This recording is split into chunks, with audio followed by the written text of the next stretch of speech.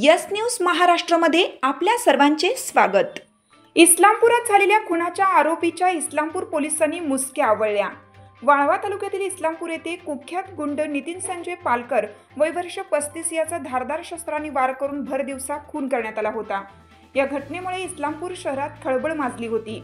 24 तासाच्या आत यश माने, वैभव थोरात या दोघा आरोपींच्या मुसक्या पोलिसांनी आवळल्या आहेत।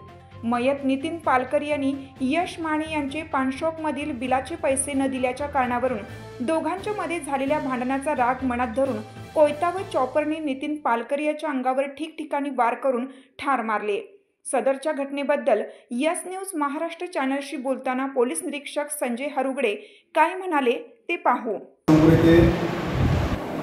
नितीन पालकर याचा यश माने आणि वैभव थोरात यांनी खून केलेला आहे। वाळवा बाजार समोर मार्केटमध्ये दुपारी खून केल्यानंतर लगेच आम्ही 2-3 पथकं बनवली आणि आरोपींच्या शोधामध्ये त्यांना वेगवेगळ्या ठिकाणी पाठवलं।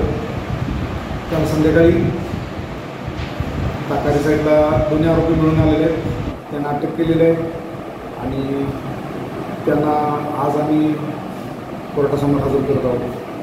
मृत नितीन पालकर याच्यावरती 11 गंभीर गुन्हे आहेत आणि इतर गुन्हे 4 यांचे आहेत। तर त्याचा काल खून या दोघांनी केलेला आहे आणि आम्ही पुढील तपास करत आहोत।